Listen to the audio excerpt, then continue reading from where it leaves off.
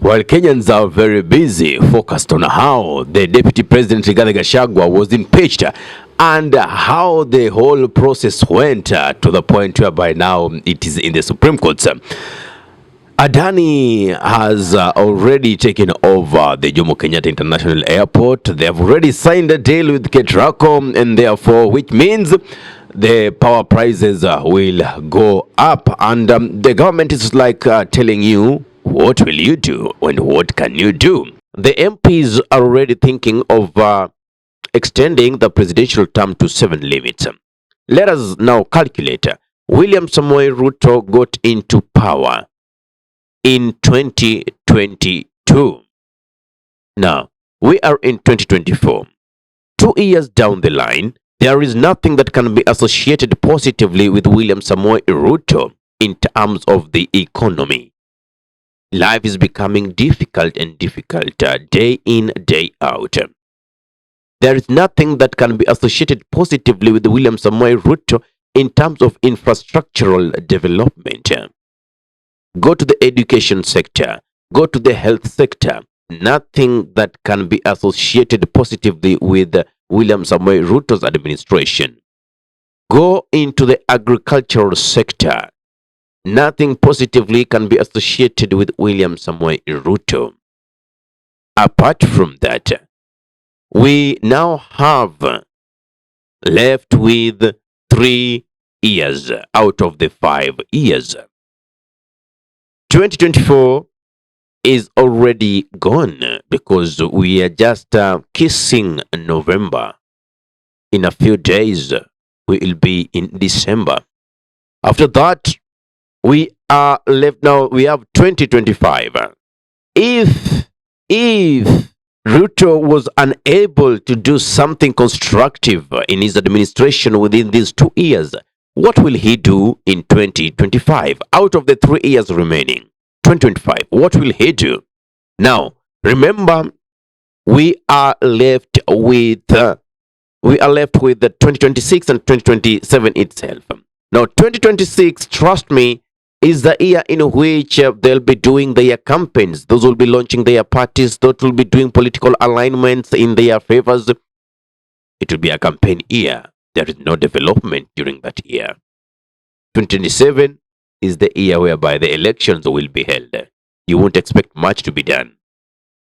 What will be the legacy of this man? Extrajudicial killings, abductions, the same things that he ought to and he promised to curb and never use the police and the National Intelligence Service to orchestrate or to punish political enemies are the same things that now William Samoei Ruto is doing.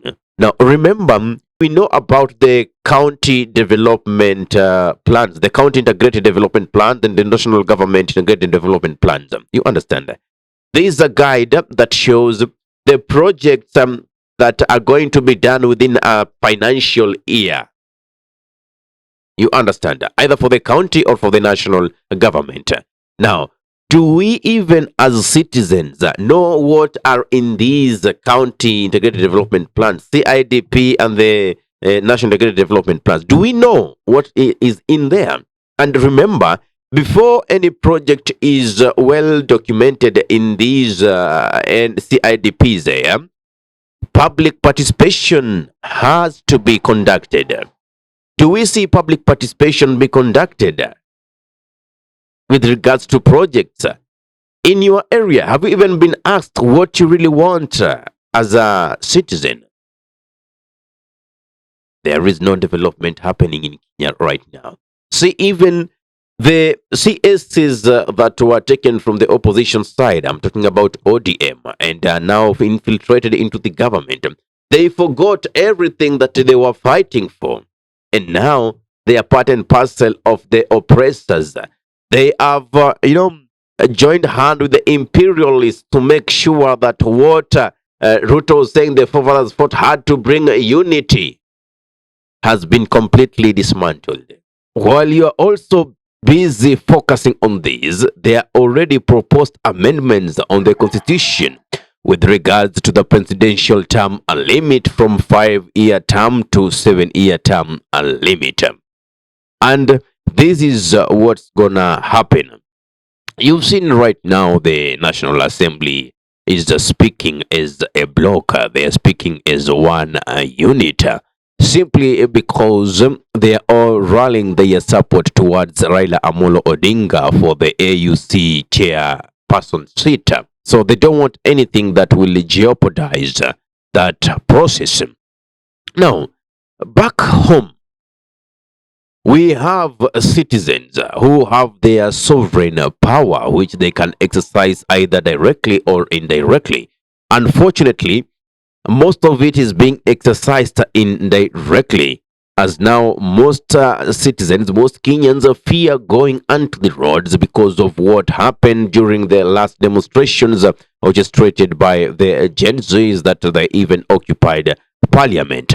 And remember, there was this video which I told you like 3 months ago, when I came and told you guys, if you don't succeed this time, just like the same revolution once tried to happen in Uganda, the same revolution tried to happen in Nigeria, then the government is going to come up with measures that you'll never ever try again to do such kind of a thing. Yet it is your constitutional right. And what is happening right now? We saw how the police officers were unaliving demonstrators, peaceful demonstrators for the record. And also we saw abductions happening left, right, and center. Even just the other day, when Eric Omondi was organizing a parallel meeting for the Mashujaa Day at Uhuru Park, you saw he was also being trailed. The government has already found its grip, and now they're trying each and every way to even oppress you much further. And they're trying to tell you, what will you do? So simply, the government is just trying to test your patience, because you see, these politicians, most of them, they don't care about your well-being. Trust me, they don't care about your well-being. All they care is about how they are going to loot from the public coffers, how they are going to benefit from the proceeds of corruption. So, as the saying goes, mwanasiasa sio mama yako, mwanasiasa sio babako. Wanafanya kila juhudi kuhakikisha kwamba wamekudhulumu zaidi, ili uweze kubakia katika hali ya uchochole, uwe maskini kabisa, usije ukajisaidia, uwe unamtegemea yeye, awe kama ndio miungu wale wadogo wadogo wale unawaabudu. Understand them? So we should remain vigilant. We should love books. We should learn.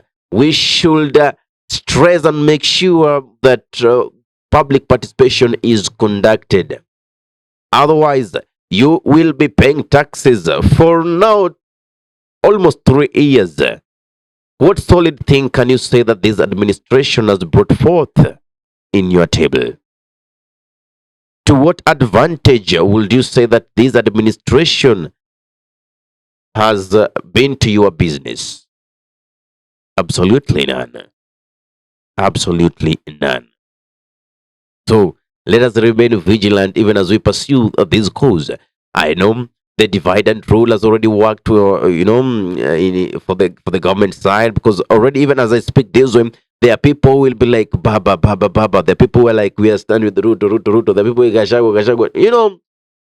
Right now, they've appointed a puppet by the name of Kithure Kindiki, who will be a yes boy. So, that is the situation on ground. That is what the ground says. So make sure that you put ready your voter's card. If it will count, then maybe you will get help. If it won't count, then you will suffer. Ahmed Khalifa is my name for the Unscripted Talks here in DURB Radio. If you love content of this nature and you're watching from our YouTube channel, kindly subscribe. Don't forget to press the notification button so anytime that we are live, or re-upload content of this nature, you'll be the very first person to be notified. If you are watching from our Facebook page, kindly follow our page for regular updates. Assalamu alaikum warahmatullahi wabarakatuh. Kwa timba kali za Afrika, DURB Radio ndio mpango mzima.